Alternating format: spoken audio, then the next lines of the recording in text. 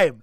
The time. You're messing up the mojo. I'm just kidding, dude. Welcome. Mac, why don't we go ahead and dive in? So, once again, perspective that you get on this podcast is game of the year votes from guys who pay for their own games. We're not getting codes from developers. And I think that's different than someone who is. It's a unique perspective. Mac, take it away, my man. All right. Well, we're going to follow our hearts on this one. And that makes no sense. Let's talk about how many games we played this year. I can tell you that I played 41 games on Steam and 9 games more that weren't on Steam. So the big total is 50, a nice round 100 for me. How about you guys? Go ahead, Mr. Spence. Nice Guy first? Oh, me first. Okay, so well, here's the thing. My understanding is that in terms of games that I played, we're talking about games that I played that came out in 2022.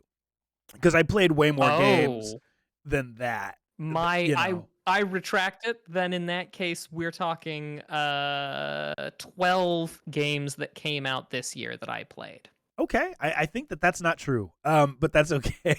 Mac, you played all retro stuff. That's what Stop lying. Steam told me. Oh, no, cool. No, that's what Steam told me. I checked my Steam stuff. Obviously the things that I didn't play on Steam weren't there, but I was shocked too to find out that I played that many games that had been released this year. Nice. Well, I went through and counted, and I came up with 20 that I played that came out this year. I feel like I probably missed a couple, but that's where I'm at. Spennis, where were you at? I was somewhere between 30 and 40. I was somewhere between 35 and 40 for sure. Wow. That were all released within like the year time frame. I've evaluated at least most of them, sometimes within like some of them I could tell what I really liked about it in a matter of a few minutes. Some of them probably a few hours. Some of them would take a few hours to kind of like get the concept. However, it was one of those where I just wanted to touch as much as I could. Nice. And very cool. Fantastic. So, well, with that as a backdrop, I thought we should start by talking about our personal honorable mentions. What we thought, what didn't quite go the distance for us. Spennis, would you kindly lead us off with those? A few of mine I had were a lot of majorly recognized games, but from the Game Awards that I did get to, but they just did not crack it. Nice. The first one I'm gonna throw was a best indie game and debut indie nominee of Tunic, and the winner of that category as well in Stray. The best fighting game award winner in Multiversus. The 2022 Game of the Year in Elden Ring. Okay. I could see why I did get a few hours on it myself. I could see why the game was great. It's just not my cup of tea. Fair. And then the last one was kind of that take you back to the 90s. In nice. Teenage Mutant Ninja Turtles Shredder's Revenge, where you have that, where it's not often that you see a game in 2022 take you back to being a kid playing a 90s beat 'em up. Yeah, it was a great game. To me, that is what that was. Like, it was so much fun. I mean, 6 players, that's just like X-Men Arcade. Nice. Yeah, so my honorable mentions, I only went with 2. Once again, I played a lot of games this year, not as many as Spennis, but I just picked 2, and the 2 that I picked, first, Mario plus Rabbids, the new one that just came out for Switch. And the reason I picked it is because it's not often that we get to see Mario used for other IPs outside of stuff that Nintendo is putting out themselves. This is Mario plus Rabbids, so this is Ubisoft Nintendo collaboration in the style of an XCOM game, so turn-based fighting. And it's really, really smooth. The story, I mean, you don't really need a story with Mario, but the gameplay is solid, and it's just fun. I can play it, my kids can play it, but it also makes me think. I have to strategize. And it's an underrated game, I think, in terms of the amount of recognition it got. Another reason I picked it is because I remember loving Super Mario RPG back in the day. We've never gotten a sequel to that game, other than, I guess, like some of the Superstar games that they put on Game Boy Advance and on 3DS and whatnot. You had the Mario But and Luigi's. You've had Paper Mario. You had the Paper Mario saga as well. That kind of carried a little bit of yeah, RPG elements as well. yeah. But I feel like this is kind of a spiritual successor in a way to Mario RPG. I don't think this game exists if it's not for Super Mario RPG, and that was a great game. So anyway, that's why I picked that. And then my other one that I I'm picked gonna hold a little further on that one as well because that's gonna be somewhere a for little you, later. nice. Don't spoil it, Spennis, but I'm excited to hear. I just said I'll hold. No, I appreciate you. Yeah. And then Among Us VR was my other one. Now, I know this is a game that probably was not played by as many people, but if you think about how big Among Us the game is on mobile, it's amazing. And well, I'm talking about the VR version, Mac. And Among Us VR is killer. Like if you can imagine what it's like to play Among Us flat screen, two-dimensional, imagine playing it with a virtual reality headset on and not knowing if someone is going to sneak up behind you. Being able to play it match made with randoms at any given point, it's so immersive. The tasks are fun. It just creates a whole new element of whodunit. And it's something that I think that the world needs more of. We need more of these types of games that are party games within the virtual reality world. So I picked that. Mm. Yeah. Now, I do want to ask a follow-up question about one specific game from your list of honorable mentions and why it didn't make it to the top. And Spennis, I'll start with you. I personally am interested in Tunic. It is on my Steam wish list, and I look forward to getting to it eventually. But for you, what was it that held that game specifically, Tunic, down? Now, granted, an honorable mention still is an honor, but what held it back? For me, honestly, not much except just a few games that I honestly carried a little bit more care, a little bit better, maybe a little bit more of a better experience. I mean, it's a game that you start out ground zero, you find a manual, and it's not terribly long. It was just I found a couple of different games that really just kind of snuck their way up and knocked it down. Yeah. Tunic was Yeah, fun. sometimes it's just that competition. Yeah. And for me, it was Well, just Mr. Nice competition. Guy, Yeah. Mr. Nice Guy, the one that I have for you is I want to know what kept Rabbids off of the top. Yeah. I really hate when I hear people say that Nintendo games are for kids because they're not. They're for adults who grew up playing Nintendo stuff. And so I still have a lot of love for it. But without insulting the franchise, this IP, it's generic. It's XCOM, right? It's XCOM with a Mario skin. And to me, as fun as it is, it's not innovative enough to make my top 5 in a year where there were as many good games as they were that pushed the envelope. I don't think it pushed the envelope. I think it just capitalized on a formula that works. Yeah, yeah, there is something to be said about that. Well, those are our honorable mentions for our contestants this evening. But before we move on to the next little bit, I'm reclaiming my title of Quizmaster from you, Spennis.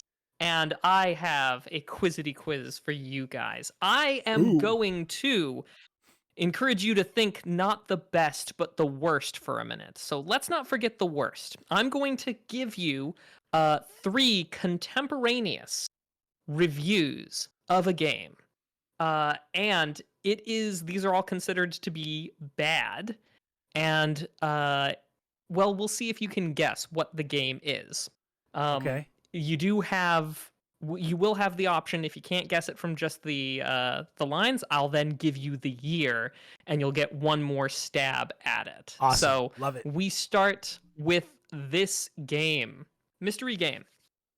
Quote, it includes everything a good fighting game needs with the exception of good fighting. This came from Next Generation Magazine. The next quote. Quote, it was not possible to come up with a worse idea than this. That's from Electronic Gaming Monthly.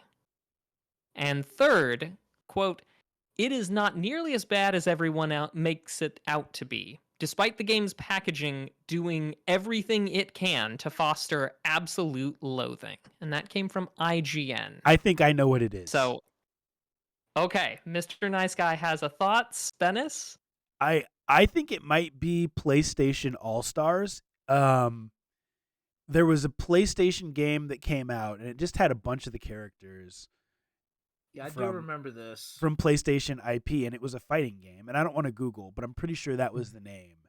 And my understanding is that it was just not good, and they tried to capitalize on the fact that all of those individual characters do great on their own. Well, I can tell you it was not that. That was. Oh, I'm so sorry, Spennis. That was initially a hunch I had, but I'm kind of like, I think I need the year to kind of really figure out where that. Okay. I'll give you guys the year. The year is 1994. Oh, well, that makes a huge that difference. Changes things. What do you think, Spennis? I'm kind of stuck on this one. That 94 is kind of a little. Yeah, I don't know. I mean, go ahead. This Mortal Kombat? It is not Mortal Kombat. I had the same thought, but Mortal Kombat was like revered when it came out. Mortal Kombat was usually pretty good, yeah. Yeah. Mac, I don't know, man. Yeah. That my guess was the PlayStation thing. I don't know. So the correct answer is Shaq Fu. Oh, Shaq Fu! I would have figured it's like, okay, I'm like, wait, Shaq. I'm like, Shaq Fu. For the Super Nintendo, and I believe it was on Sega Genesis as well. Mm-hmm. Classic. Yeah. Well, don't worry, guys. We've got more bad ones for you later.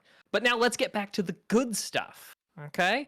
Obviously, we can all agree that the best acceptance speech was obviously our man Kratos, Christopher Judge, at the Game Awards. But oh shoot. Never mind. I'm gonna cut this in post. Let's stick with the bad. Because we want to talk about our dishonorable mentions, don't we? Yeah, let's do it. Yeah. So if I could have Spennis, was there any game that you think is worthwhile of not an honorable mention, but a dishonorable mention on this lovely afternoon of ours? My dishonorable mention was from a game that had so much hype about a year ago, and that was Gotham Knights. Supposed to be a good concept, wonderful design, picks up where the Batman Arkham story left off with Bruce Wayne, with Batman passing away, with Batman dying. But Gotham Knights was ultimately a spark plug and a catalyst for where I stood on fidelity versus performance, where I lean more toward performance. And them going with a 4K 30 console locked in and not really developing a performance mode just ruined the experience. And then really didn't have a great UI either. And ray tracing was such a like how video games have like such fads. Ray tracing was just a latest fad that they tried to get on, while pretty much DLSS just makes it upscale but performs much better. And I wish they would have gone with a DLSS performance rather than going with this 4K 30 ray tracing and having it look like it super choppy. So it sounds like the game, had more than just the problem of the fidelity that it had. Is there anything that there could have done? Maybe one thing that they could have changed that would have kept it off of your dishonorable mention, or was it just too much wrong with it? Really needed the performance mode. Honestly, performance is definitely where I side toward, because I would want to see those you want those frames. You want everything coming in smooth. And 60 frames per second has now become standard. Yep, I agree. And since it did not provide a very good 60 frame per second performance, I'm sorry, it's got to go. It was definitely not worth what I put into it. Now listen here, you young whippersnapper. Back in my day, we were lucky to get 29 frames per second, okay? Oh, I fully agree because I remember the days when that was there. But now with these next gen consoles, that has become the standard. Are you trying to tell me that times have changed? In gaming and technology, obviously the Yeah. technology has improved. How dare you? Mr. Nice Guy, Yes, Mr. sir. Nice Guy, Yes, please sir. tell us what your dishonorable mention is Whew. here. Let's put the shade where it belongs, on the video games that didn't go well, and not on Mac for being stuck in the past. Well, you know what, Mac? It's interesting. Once a company puts out a good game or two good games or three, we kind of assume that the stuff they're going to put out in the future is going to be good. They found a winning formula. They know what they're doing. They maybe even already have a platform on which they can just add to make a good game. And Ubisoft proved us wrong on that this year. So my pick was Rainbow Six Extraction. And I actually remember talking to Spennis before it came out and saying, dude, we got to squad up and play this. And I don't even remember did we ever play it once, Spennis, or did we never No, even? it didn't even last on my radar. No, and it was on Game Pass, so it's not like people even had to quote unquote pay for it, right? It was part of the subscription, so it's not like you had to drop $60. But I remember hopping into it and just being like, absolutely not. I don't think it was buggy, but it was just bland and generic. And for a company that has come out with Rainbow Six Siege, which is one of the longest ongoing, or not longest, but a very long ongoing competitive shooter, you think that they could make a fun co-op game as well. And they managed not to do that. So that's my dishonorable. Yep, that's Ah, a okay. pretty good dishonorable mention. Yeah, agreed. But Mr. Nice Guy, same question.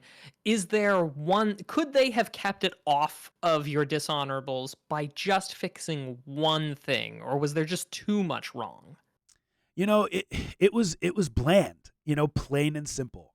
And once again, these people put out Rainbow Six Siege and continue to support it. It's a very, very intricate, very, very strategic player versus player game. And they had to make sure there was balance. They had to make sure there was good guns and good accessories and good level design. I don't understand how they were unable to make that translate to a game that was player versus effectively versus bots, right? Extracting yourself from an alien invasion, and it was very disappointing. So there's not one thing. It was a laundry list of issues. Gotcha. Well, Mr. Nice Guy, I couldn't agree with you more. If there's one thing I feel more passionately about than sports ball, it's definitely shooters. So what they did, they massacred my boy, Yeah, basically. yeah. Well, lovely. Well, those are our dishonorables. And what do you think, guys? You want another crack at guessing a terrible game from what the critics said about it Yeah. before we move on? Okay. This one, quote, you might actually be better off reading internet fan fiction from game trailers. Quote, it looked amazing before its release from Games Radar. And this one from GameSpot, quote, the graphics, while colorful, are bland and only a small improvement over sixth generation games. Interesting. So sixth generation Spennis. What was that? That was PS3? My hunch is leaning toward this being something that's lasted a good amount of time. I could almost think that this goes one way, and my hunch says that this is Pokemon Sun and Moon. I'm trying to remember what sixth generation is because that would really help me know. And it sounds like it's something that probably came out close to the beginning of a generation. 2016 was No Man's Sky, but that was not right at the beginning of a generation. But I'm going to go with No Man's Sky. Okay. Sadly, both of you are wrong. I will give you the year 2006. That makes it harder. Hmm. So this would have been like a PS3, Xbox 360 360 title. Which I guess that means 6th generation was original Xbox then, eh? Yes, and PS2. Yeah, I went the Pokemon route initially, so it was like I went too far. Yeah, I don't know, man. So okay, so what games like 2006? I'm gonna go with a Killzone game. I don't know which one, but I'm gonna go with Killzone. Hmm. Killzone, okay. No, Killzone 2 was actually a hit. That's true. That would have been So Killzone 2. I'm thinking Killzone Shadowfall, which came out on the PS4. What am I talking about? yeah, I don't know. yeah. I That have no idea what this is. I actually would say probably maybe PS4 is 7th gen, and that's pretty much I think it is. I think it is Killzone Shadowfall. Well, no, because you said it came out in 2006. Oh wait, So, no, 2006. Yeah, no, that's too far. yeah, I don't know, Mac. What is it, man? All right. The correct answer was Sonic 06. Oh, Sonic 06. That's a tough one to get. Yeah. I think I was actually starting to realm back. I'm like, okay, long running franchise. Killzone is not a long running franchise, so that's so I But was I'll eventually tell like you what. looping back over. What is more devastating than saying of a game you might actually be better off reading internet fan fiction? Game trailers did not Especially hold back on that one. for a long running franchise that Sonic the Hedgehog is from back in '91. Yeah, that definitely. Mm-hmm. Yeah, That hurts. yeah. Well, all right. Well, let's move on along. It is now time for us to talk about our personal top 5. And I say we will do what we did last year. We'll do number 5. We'll do number 5 to Spennis, then to Nice Guy, and then 4. Then we'll, proceed down till we get to the top. But Spennis, if you please, what was number 5 of your personal top 5 games for the year? My number 5 is surprisingly on a console or a unit that we really haven't touched in the 2 previous years. I mean, Lam hit VR a couple years ago with Half-Life Alyx, and really what we've kind of had is that mobile games really have not gotten a shine. So for me, number 5 is Marvel Snap. Oh, Yes, snap! Finally, Oh, snap! finally, a mobile game has made it to the Two Nerds Game of the Year talk. Nice. The Game Awards gave Marvel Snap Best Mobile Game, and it does feature Marvel characters, so it does have the nerdy, and it's even beyond the MCU. However, this is a mobile game where spending money is not necessarily a necessity, as every single card that you can pretty much have access to, if you grind enough, you're going to have access to it. And they randomly will come to you, so it will end up being a thing. I found myself getting immersed in playing because the matches are quick, the locations gradually unfold, there's cards with different mechanics. And I reached I'm in the collector level 220s now, so I'm now in pool 2, so I now have to look at making some pool 2 decks now. But I was able to win with just some like simple basic comic or concepts of like a swarm deck. I had a swarm deck, an on reveal deck, and an ongoing deck.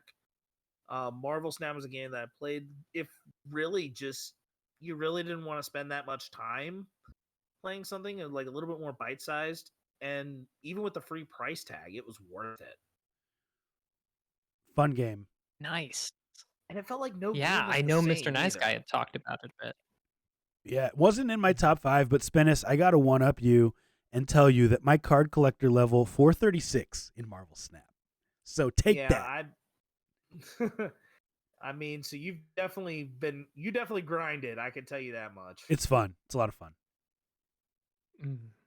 Excellent. Well then, Mr. Nice Guy, if your number 5 isn't Marvel Snap, what could possibly compete for the number 5 space for you? Yeah, so once again, lots of good games this year.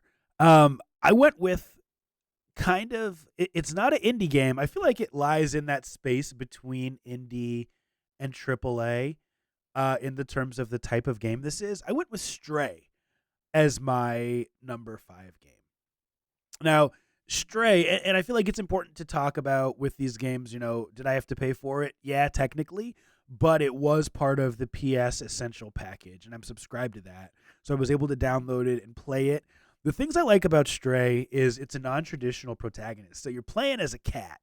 And on paper, this sounds crazy. If you had told me you're going to play as a cat that talks with robots and there's no dialogue in this game, it's just beep, beep, beep, beep, beep, beep, beep, beep, beep, beep. And then some subtitles, I'd be like, you know what? No, this is not a game that I want to play as a cat that is lost. But it's really, really good. The puzzles are really intelligent. You don't have to Google to figure stuff out. You just explore and eventually just use logic and you'll collect the things you need to collect. You'll determine where you need to go. And the thing I like about this is that there was no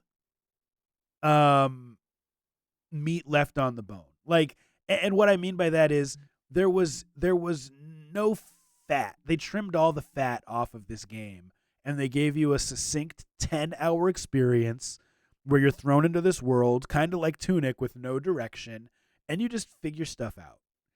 Really, really fun, non-traditional. You can beat it in a day and a half. Great game. You know, I'm not surprised to hear that that it was surprising how much the directionlessness or the lack of conversation or dialogue played a role.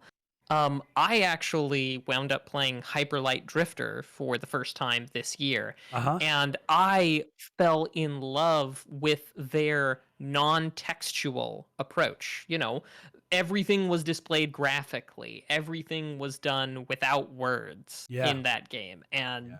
just really, I loved it. Absolutely loved it. So I hear what you're saying there. But yeah, number 5, Stray, also on my wish list. Hoping to get around to it sometime. Great game. Well, that's number 5. Unless we want to say anything else about Stray or about our number 5 picks, No, we I'm can good. move on to Spanish? number 4. All right, so my number 4 was one that I was not sure if I was going to pick up due to me having an interest in playing my dishonorable mention game because they were released right around the same time. However, I made the right choice in the end. My number 4, Mario and Rabbids Sparks of Hope. Now, Nice. while Nice Guy had, this is where Nice Guy had a little bit of overlap swap. My reasoning for Mario and Rabbids making it is that this is a game that showed that making a sequel is all about taking what was great in the first one, building upon it, and improving the mechanics to make it still feel original, fresh, and new. It takes more of a Super Mario Galaxy vibe theme with talking the Rabbit Lumas called the Sparks. So this is where Rosalina and Luma come into the picture here.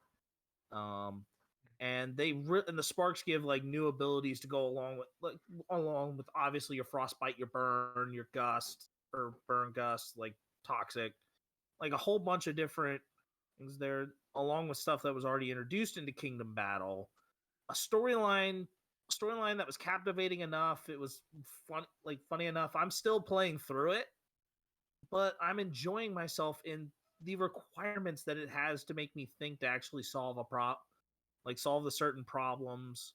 And it won, and it scored highly enough, and was won, and pretty much won the Game Award for Best Sim Strategy Game, which Nice. which makes it worth the purchase I made, especially since it made up for Gotham Knights. Right. Gotcha. Well, not quite enough for Mr. Nice Guy, but nonetheless, for Spennis, it was. All right, Mario and Rabbids. Well, Mr. Nice Guy, what about you? What was your number 4? Yeah, so my number 4, and this is one that, I don't think that I saw this game on any top 10 lists this year. But to me, there's the thing about gaming is not every game that's good has to have an awesome story, has to have the best graphics. Sometimes it's just about having fun and creating memories. And before I say what game it is, because I was able to play this game over the internet with a guy up the street, a couple other buddies, dads, in our gaming time, and just have a good time, do what you do in the game, and enjoy ourselves, this game made my top 10 or top 5. And I think it's a lot better than it got credit for. That game is Dying Light 2. I like zombie stuff. I feel like we do suffer from zombie fatigue, but I feel like this game is underrated and had enough depth that it should have gotten more recognition. Lots of weapons, cool system for upgrading stuff, things to collect, challenging missions. It wasn't just go around and kill zombies. It was, oh, it's nighttime. Now I'm going to get chased by hordes of zombies, and I have to use the parkour skills that I've developed to be able to escape. Lots of options for upgrades, good crafting system. It's an underrated game, and I'm mentioning it in part because I really did have a blast with those guys, but also I think it needs more recognition. Great game. Well, Mr. Nice Guy has spoken. A great game. Underrated. Get out there, play it if you haven't. Like I haven't. But that's okay. That's what 2023 is all about, and that's why we're starting it off talking about the best of last year, because that stuff's already ready to go. Now you've got a place to start. Well, we'll take a brief break from the best and take a look back again at the worst. I've got another mystery game for you, gentlemen. Let's see if you can get this one. Tell you what, I'll start off by giving you the year and then the quotes. Cool. And we'll see how that goes. So, this game was released in 2013. The first review comes from GameSpot. They said, a shallow bit of science fiction fluff with cheap production values and an indifferent attitude. Number 2 from Destructoid. While the source material showcased how utterly frail a cowboy mentality can be when everything falls apart, this game's presentation revels in its own testosterone, submerged gleefully in a pool of dank ultra-masculinity. And third quote from Game Trailers, there's never really the sense that you're being stalked by an intelligent enemy, and you'll always get a warning ping anyway. Released in 2013, what game do you think it was? I'm cheating because I think I know what game it is, but I don't want to say it if it wasn't released in that year. Don't cheat, Okay, Mr. I won't Nice cheat. Guy. I won't Don't cheat. What do you think, Spennis? 2013, so once again, that would have been like end of Xbox 360, PS3. Yeah, end of PS3, transitioning into PS4.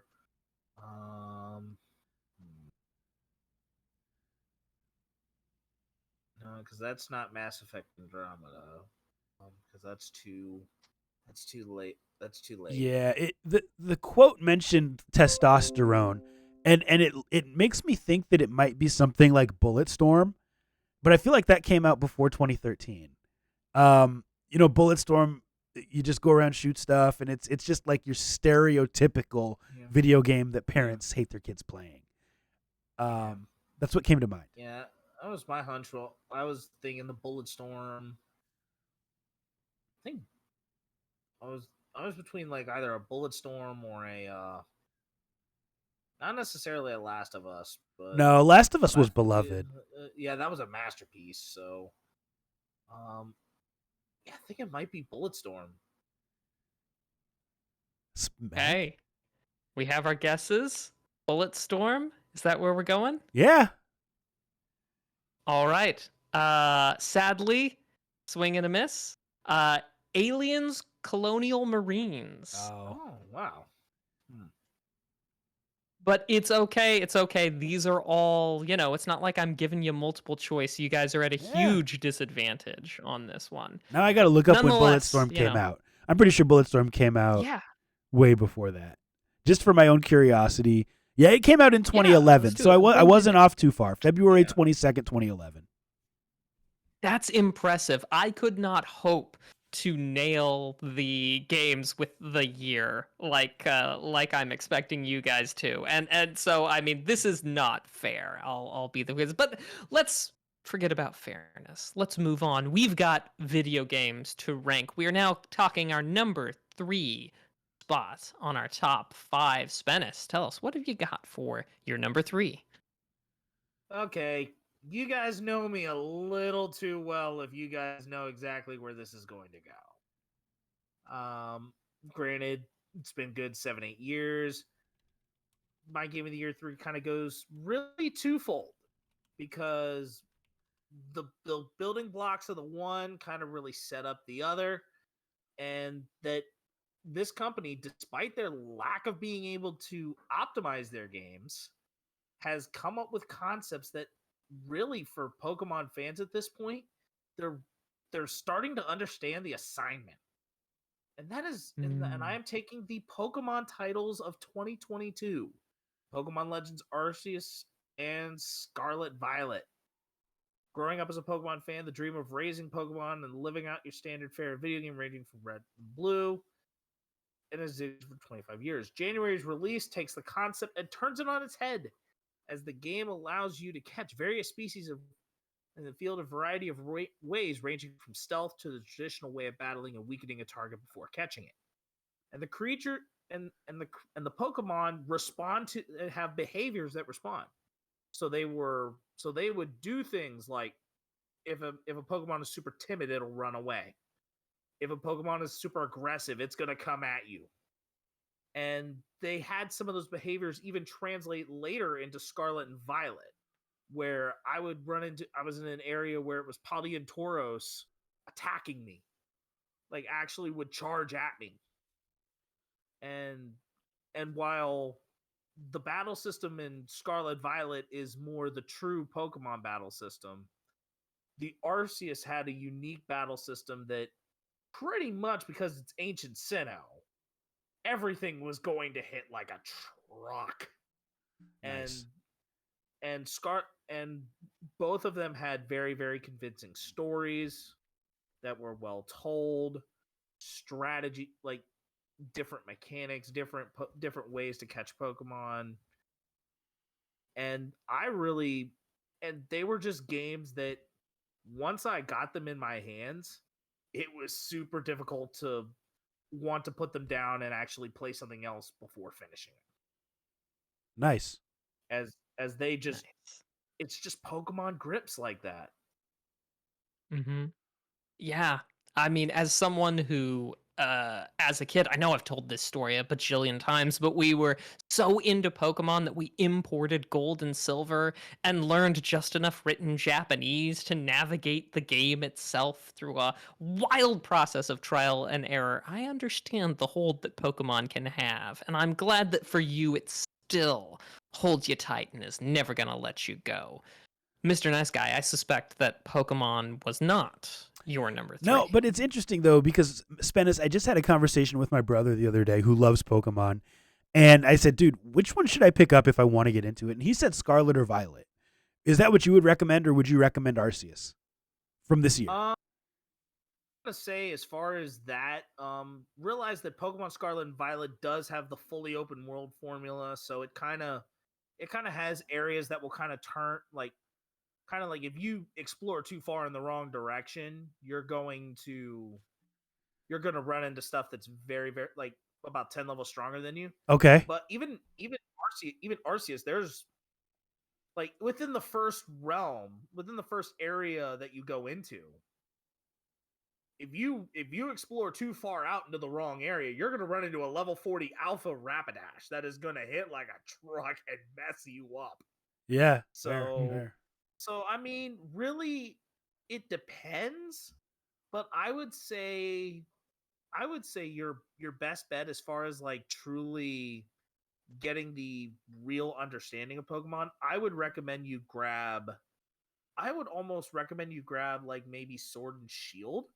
Really? To try Okay. and, like, for before, like, to kind of like get you like almost like the basic understanding. Nice. But then go into Scarlet and Violet as well. But I think Scarlet and Violet may overall be the easier game. We'll have to actually, like, as far as the 2022 releases, Scarlet and Violet is going to be the easier grab. We'll have to talk more offline because I'm really interested in this. So thanks for that. Yes. Cool. Well, Matt had asked what my number 3 is, and I've got to go with bang for buck with this one. And if you know me, you know I'm big into what? Nothing. I didn't say cheap. I didn't call you cheap. I mean, I guess you could call it cheap. Some call it cheap. Others call it frugal. Others call it an opportunist. Like, I'm constantly checking out deals on the internet for video games. If a new game comes out, yes, maybe I have the money to pay for it, but psychologically, I just can't bring myself to pay full price for certain stuff. And so, as a gamer, like all of you listeners and friends here on the show with me today, I pay for my own games. And so, the value that I get from games is important to me, whether it's enjoyment or whether it's hours of value. And in this case, I went with that, which is Vampire Survivors. Now, having just purchased the Steam Deck earlier this year, I was looking for games I could get into that I wouldn't traditionally play. Vampire Survivors popped up because a buddy who actually listens to the pod quite frequently said, "Hey, there's this new game called Vampire Survivors. It's like $3. You go around, it's like a bullet hell or an action RPG.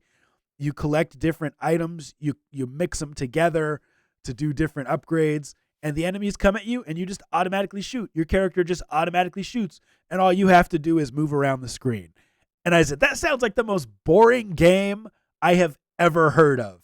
But once you pick it up, you cannot put it down. And it was my most played game on Steam this year. 4 hours later. Yeah, 4 hours later. Still playing Vampire Survivors. There's a reason it's getting a lot of hype. I will say this. The graphics, as many of you know, are terrible. But to me, it proved that gaming can simply be about a simple formula that allows you to use your mind and allows you to have fun and gives you minimal control other than choice and movement. And Vampire Survivors nailed it. Additionally, the guy who made this, I picked it up early access for like $3. Now it's $4.99 or something when it's not on sale. He just released some DLC for $2 that adds an additional level and I believe a couple extra characters. So he's continuing to support it, but doing so at a very, very reasonable price. He's going to make a lot of money, and he deserves it. And this also, I think, also became a mobile game too. So I think it kind of, and it did get a little bit of Game Award recognition too. So I mean, this was one that I did not get to, but I know at the same time, I mean, we both really for our number threes picked experiences that we really, really downright enjoyed. Yeah, 100%. Nice. Well, here we come into our Silver Award. But first,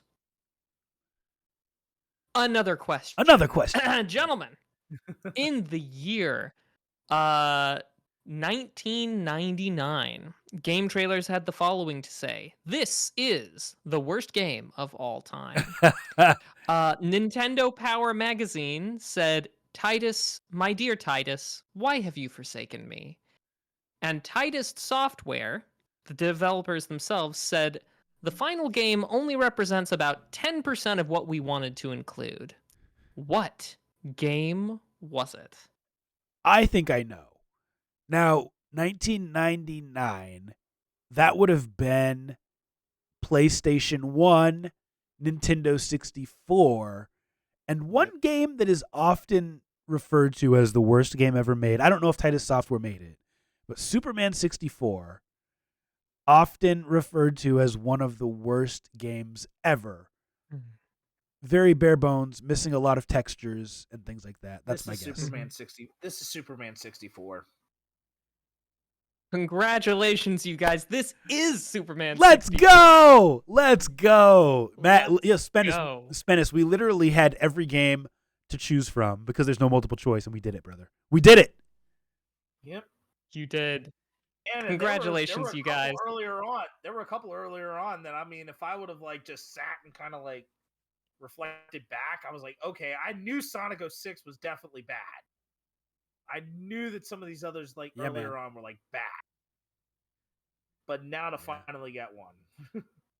We did it. Well, now back to the best. Our number 2 choice.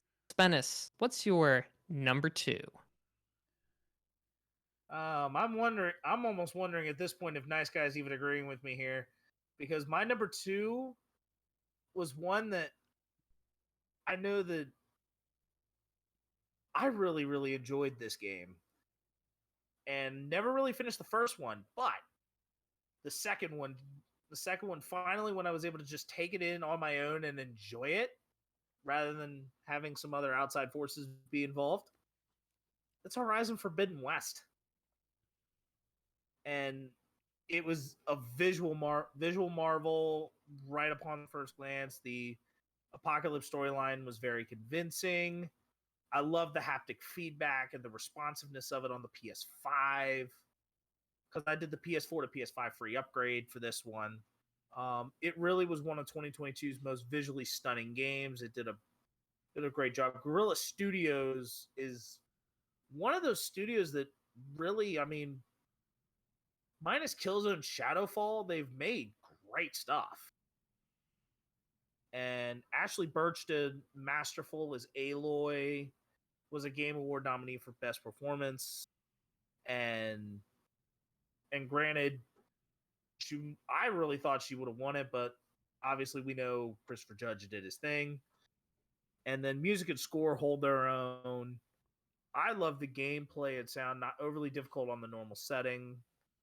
Haptic feedback and rumble were great. Elemental damage could have been a little bit better explained, but yet scouting for everything you needed could slightly be taxing on movement speed. And the lack of really a speedy stealth movement kind of held it back. But it was not so slow that it felt like a chore. Yeah. And I really enjoyed picking it up. It was one that I spent a significant amount of time playing. And the PS4 free upgrade just made it a little more tasteful on the wallet. Nice. So I've got a question for you, Spennis, about the haptics. You mentioned that the haptics were great. I've never, I haven't even held a PS5 controller. No, not rich enough for that. But could you tell me just a little bit more about what the haptics, what they did that made it special? It was mostly like whenever you like how the PS5 has like different like pressures on the triggers that you can do, like drawing an arrow. The drawing of the arrow that I'm sure Nice Guy can vouch for me on this, and like the drawing of the arrow where you felt the weight, where you would feel the weight of it. Like how certain things just with that felt heavier. Like it felt heavier as you were pulling it back, like drawing it back, and then the lightness of letting the arrow go, and those different things, just things that make the feeling of the game more immersive in your hands. Awesome. Kind of like how kind of like how Nice Guy I think was talking about Call of Duty Black Ops Cold War or something like that, where every weapon had like a different feel on the controller. 100% based on the rate they fire. Yep. Gotcha. Well, that sounds absolutely delightful, and now it makes me want to get a PS5. Thank you, Spennis. But we have to be moving along, Mr. Nice Guy. What is your number 2? So it's interesting. Spennis and I, great minds think alike. My number 2 was also Horizon Forbidden West. So this is where we start to align. Hey. I second everything that Spennis said. This game, I feel like, was the best game of the year in terms of storytelling. I feel like Aloy's story was the best of any that I played this year. The point where, early in the game, 5 hours in, you go to war in the desert, against all those other factions, and they're trying to take out Aloy, and the group that she's with. I agree with you. The haptic feedback made it that much more immersive. Graphically, it was amazing. Open world made me want to explore every crack and crevice. And knowing that there would be a challenging final boss, I actually spent a lot of time exploring. And also, I was just enjoying the world. So I was upgrading, trying to get the best armor, trying to level up my character as much as possible. The flight in the game using those machines that look like pterodactyls, like it was just unreal. And so, I feel like they put together what is basically the perfect game. And I will not have spoilers, but I will say the ending was perfect. I absolutely loved the ending. It made it very clear that the next game is going to have an amazing story, and I can't wait to know what happens next. It's unfortunate.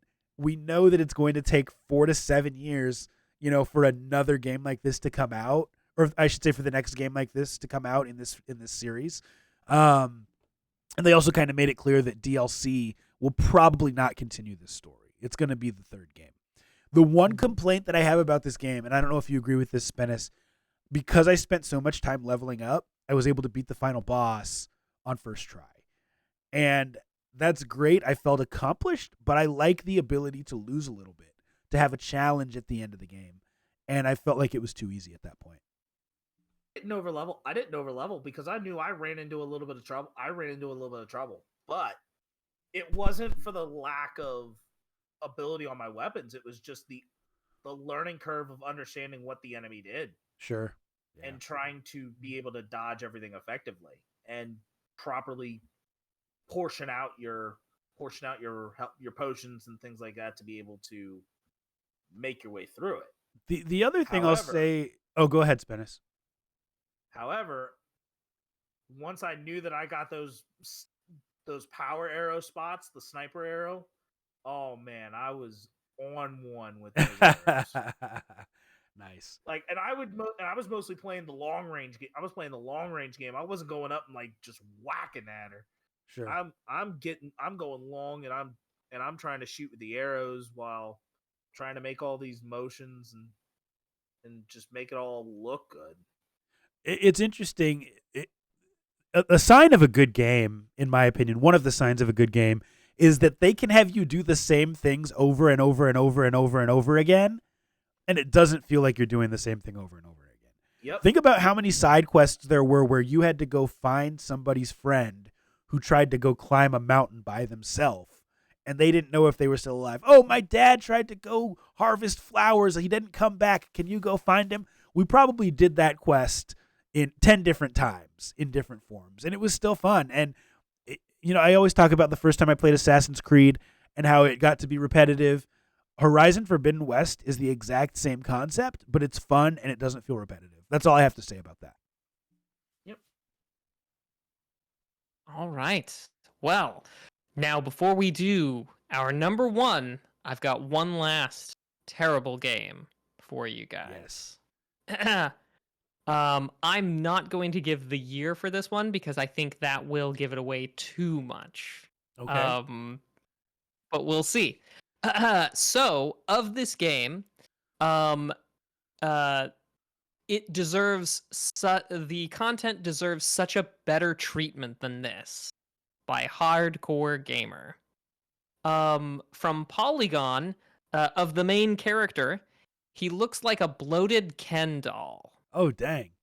And from Enemy, the lighting effects make it feel like what you imagined games looked like when you were a kid.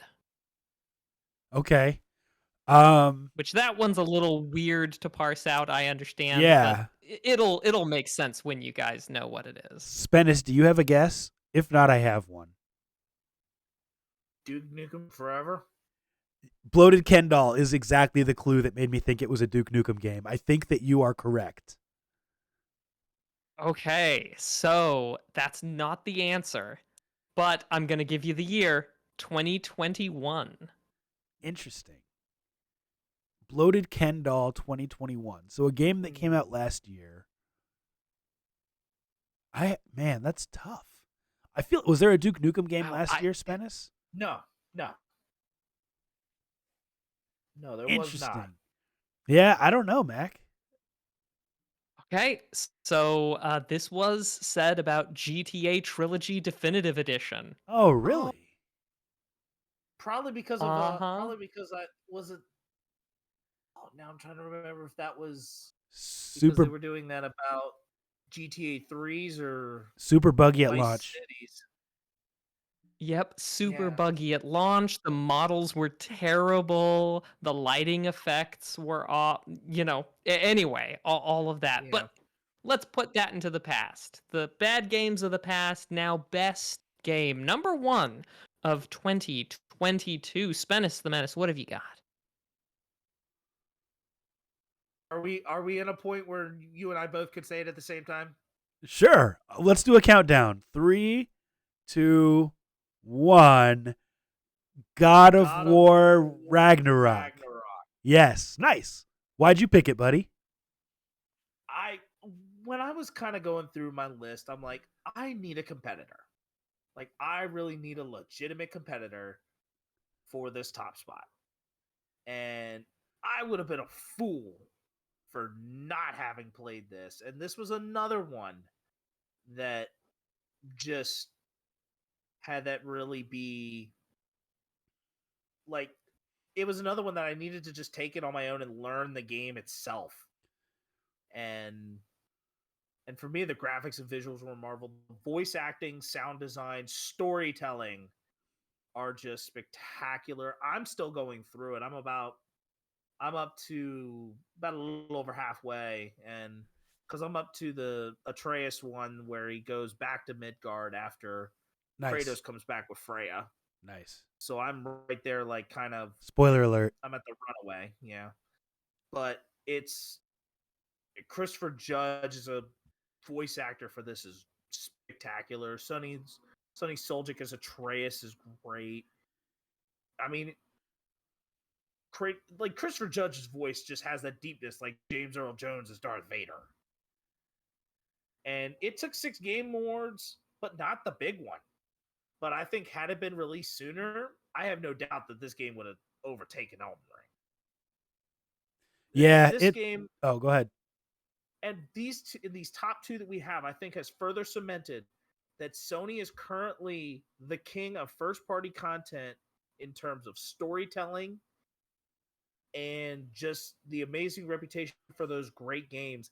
And this is not close. Yeah, they're killing it. I agree with what you said. So just for some context, so I played this game, and this is not to flex. I mean, this is just how I played it. I played it on an OLED TV. I played it with this headset that I just got. I played part of it with this headset, which allows me to take advantage of the Sony 3D audio. And then, of course, Sony has the DualSense controllers that you talked about with Horizon Forbidden West. And the amount of immersion that they put into this game, every single detail. When you're holding the controller and Atreus, grabs something with his right hand, you'll feel the slightest vibration on the right side of that PlayStation DualSense controller. When there's raindrops, you'll feel a little tingle on the DualSense. And when you're wearing a headset that allows for 3D audio and spatial recognition, you can tell where things are coming from directionally, not just left and right, but up and down and farther away. And the fact that they would put that much energy and time into the game made it that much better. The other thing I will say that was a really good detail, the amount of dialogue within the game.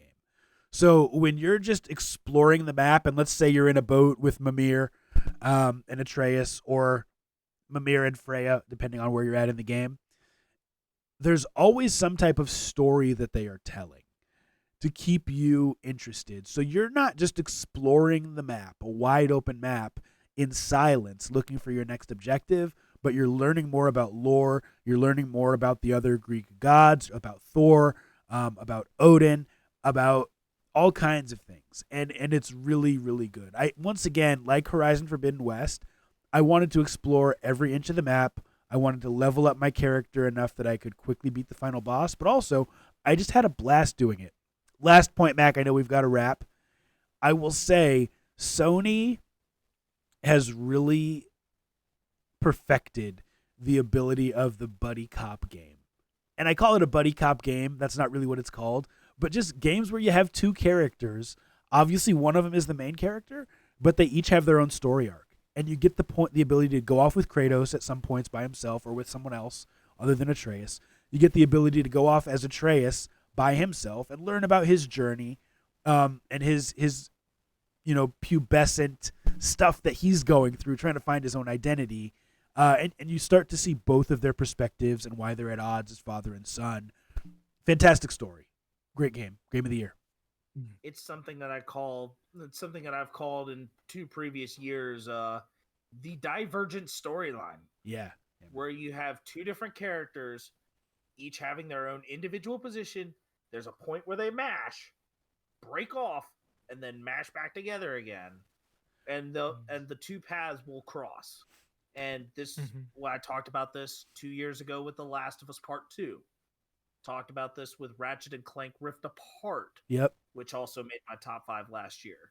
And now we are at it again with God of War Ragnarok. Yeah. Mac, can I say one more thing real quick? I know we're trying to wrap up. I'll allow it. So I first off, I gotta say, obviously, Elden Ring won Game of the Year across the board, and if I'm being blunt and candid, I have not played Elden Ring yet. It is absolutely a game that I will play, even though that's not typically the type of game that I like. But people sitting at home saying, "Well, why you didn't play Elden Ring?" Come on, I mean, yes, I didn't have time to play every single game that came out this year, and traditionally that hasn't been my type of game. The other thing I want to say, Mac, is last year I fell not victim, but I fell into recency bias with my game choices. And last year I chose Halo. You may remember Halo Infinite as my Yep. game of the year. And I regret that. Halo was great, but it was very much Halo just came out and I'm having a blast with the multiplayer. I would like to go on the record and change my 2021 game of the year to Metroid. That I gotta go back and say that just for the record. Let the record show Halo was a great game. Metroid was the best game of the year last year. That's it. Well, I mean, thanks to I will the say that magic of editing and the fact that I do the editing, I could go back, edit the episode, add on that little bit there, and then republish it. But Nah, that it's sounds like a history. lot of work, It's history. and I'm not gonna do it. So, Yeah. And what's interesting about my 2 Game of the Year picks this time around is that I've gotten to play the very best game from the previous year as the last game I played. Nice. Nice. I very like how last year it was It Takes Two. I Mhm. will still hold myself to true, like not finishing it, but we actually enjoyed, like it was actually enjoyable, and I could see why, like going into it, that it deserved it. This time around, God of War Ragnarok was the last game I played because I knew I needed a contender, and Mhm. it just blew everything out of the water. It was great. What a way to close out a year, but with Ragnarok, the best game for us of the year. And that has been our Game of the Year discussion for the year 2022, discussed January 3rd, 2023. Before I close this out, anything else we want to say? Anybody we want to thank? And don't do like Christopher Judge and continue on for more than 10 minutes. Nope. The only thing I'll say is please check out Spennis. Thank you so much for being here. 3 years he's been a part of this episode with us. Please check out his podcast, Ruckus and the Menace. It's great. He does it with our other friend and viewer, Uncle Ruckus. And the other thing I'll say, Mac, one of my goals for 2023 is to get all of these episodes up on YouTube. I know that people have told me they like to watch video podcasts, so please go subscribe to the YouTube channel. We'll put it in the description, youtube.com/2nerdsandapodcast.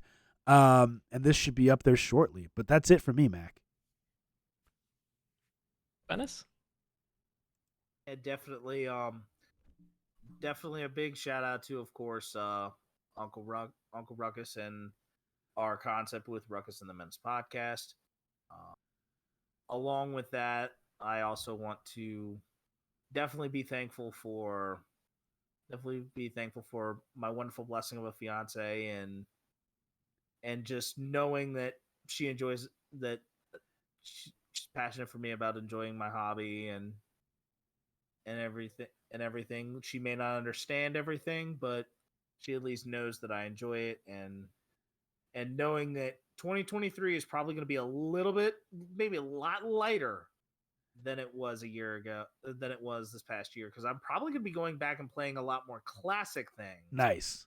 But I may still be able to find a little bit of leeway into grabbing a few of the top games of 2023 and seeing what I can do with it. Nice. Well, we look forward to having you back for the 2023 Game of the Year conversation. Thank you, everybody, for coming out, whether you're on YouTube or here in person, twitch.tv/2nerds in a pod on Tuesdays, 9 p.m. Central, 7 p.m. Pacific, where we talk video games. Thanks for being here. Thanks for being awesome. Keep it nerdy. We'll see you later. Deuces. Bye. Bye. Deuces.